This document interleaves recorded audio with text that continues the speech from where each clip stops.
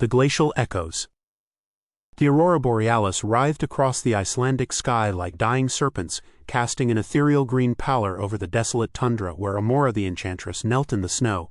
Her golden hair, usually immaculate, hung in frozen strands around her pale face as she stared at the crystalline formations emerging from the earth. Not ice, but something far more sinister. 3 days had passed since her spell had gone catastrophically wrong.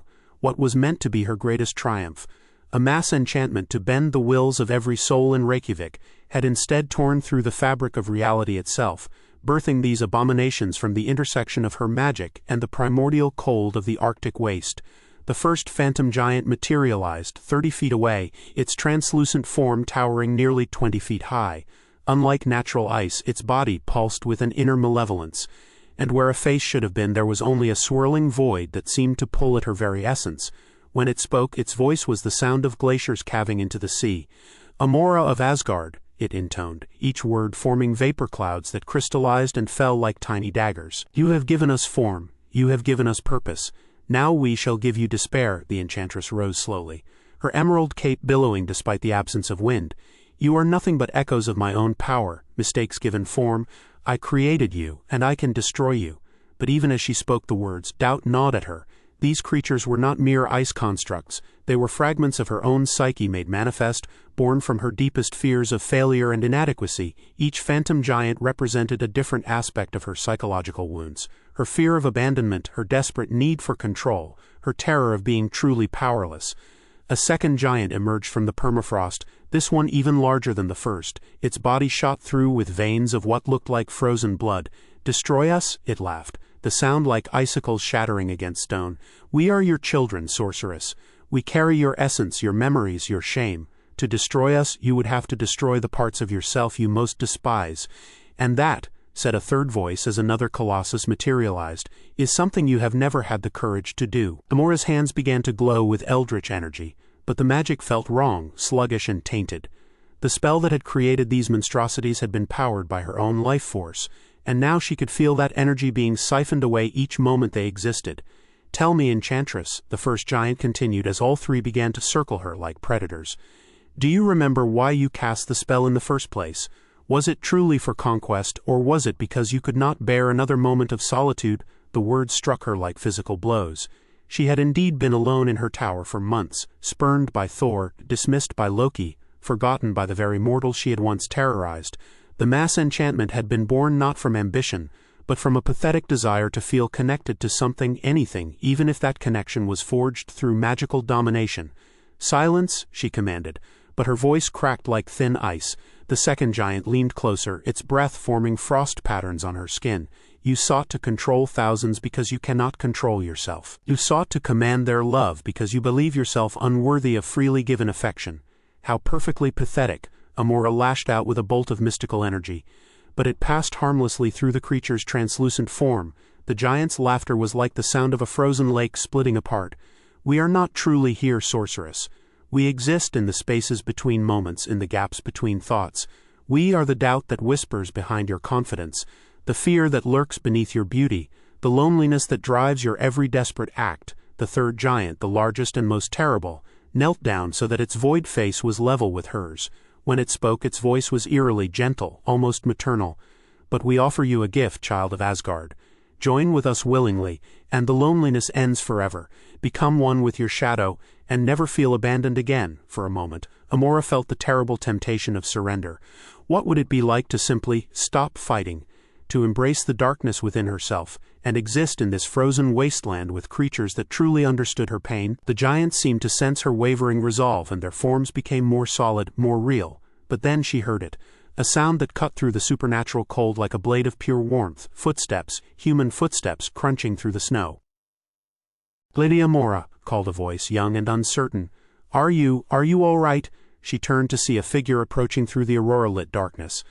A girl, perhaps 16 years old, bundled in winter gear, and carrying a backpack marked with the symbol of the Icelandic Search and Rescue Service. The child's eyes were wide with fear, but she pressed forward nonetheless. "You shouldn't be here," Amora said, though she found herself inexplicably moved by this display of mortal courage. "It's dangerous. "I know," the girl replied, her breath misting in the frigid air. "But I heard the stories in town about strange lights and voices in the wasteland. People are scared, but I thought maybe someone was hurt and needed help." The phantom giants turned their attention to the newcomer, and Amora felt a surge of protective fury unlike anything she had ever experienced. Here was a mortal child, offering aid to someone she didn't even know, risking her own safety for the possibility of helping another. It was the antithesis of everything the giants represented. Selfless where they were selfish, brave where they were cowardly, genuine where they were false. "Her name is Sigrid," the first giant said, its voice now carrying a note of hunger. "She comes here because her brother disappeared in these wastes last winter. She searches for him still, though she knows he is dead. Such delicious hope, such exquisite futility." "No," Amora said, and this time her voice carried the full weight of her divine heritage. "You will not touch her." The giants laughed in unison, a sound like avalanches. "You cannot protect her from us any more than you can protect yourself. We are born from your power, and we grow stronger with each passing moment. Soon we will be strong enough to manifest in the mortal realm permanently, and then we will spread across this world like a plague of living winter." But Amora was no longer listening to their words. Instead, she was watching Sigrid, who had noticed the translucent giants and yet had not fled. The girl's hand moved to something at her throat. A small pendant, Amora realized, carved with runes of protection. "You can see them," Amora said, not quite a question. Sigrid nodded grimly. "My grandmother was sensitive to such things. She taught me to recognize when the veil between worlds grows thin." She paused, studying Amora's face with surprising perception. "You're not just a victim here, are you? You're the source." The honesty of it was devastating. Here was this mortal child, seeing her not as the beautiful and terrible enchantress of Asgard, but simply as a person who had made a terrible mistake and was now facing the consequences. There was no judgment in Sigrid's eyes, only a kind of weary understanding that seemed far too old for her years. "Yes," Amora admitted, the word torn from her throat like a confession in a confessional. "I created them. In my arrogance and loneliness, I tore a hole between worlds and gave birth to my own shadows." "Then you can unmake them," Sigrid said with the kind of simple faith that only mortals possessed. "That's how these things work, isn't it? The one who breaks something is the one with the power to fix it." The giants roared in fury, their forms becoming more solid and menacing. "Foolish child, she cannot destroy us without destroying herself. We are her shame, her fear, her deepest truths made manifest." But Sigrid stepped forward unafraid. "Maybe that's exactly what she needs to do." Amora stared at the girl in shock. "You're suggesting I commit suicide?" "No," Sigrid said patiently. "I'm suggesting you stop being afraid of the parts of yourself you don't like. My grandmother used to say that shadows only have power in the dark. Turn on a light and they disappear." The words hit Amora like a revelation. She had been thinking of the giants as external enemies to be destroyed, but they weren't separate from her at all. They were aspects of herself that she had been running from her entire immortal life. Her fear of abandonment, her desperate need for control, her belief that she was fundamentally unworthy of genuine love, these were not weaknesses to be destroyed, but wounds to be healed. "You're right," she said softly, and for the first time in days her magic felt pure again. "I've been fighting the wrong battle." She turned to face the giants, but now she looked at them with different eyes. Instead of monsters, she saw reflections, distorted and terrible, but recognizable nonetheless. "I see you," she said to the first giant. "You are my fear of being alone, my terror that everyone will eventually leave me. But loneliness is not a sin, and the desire for connection is not weakness. I acknowledge you, and I release you." The first giant began to waver, its form becoming less solid. "No," it pleaded, but its voice was already fading. "Without us, you will be vulnerable. You will be hurt." "Yes," Amora agreed. "Sometimes I will. And I will survive it because pain is the price of genuine connection. And I am tired of living in fear of that cost." The giant dissolved into mist and starlight. She turned to the second phantom.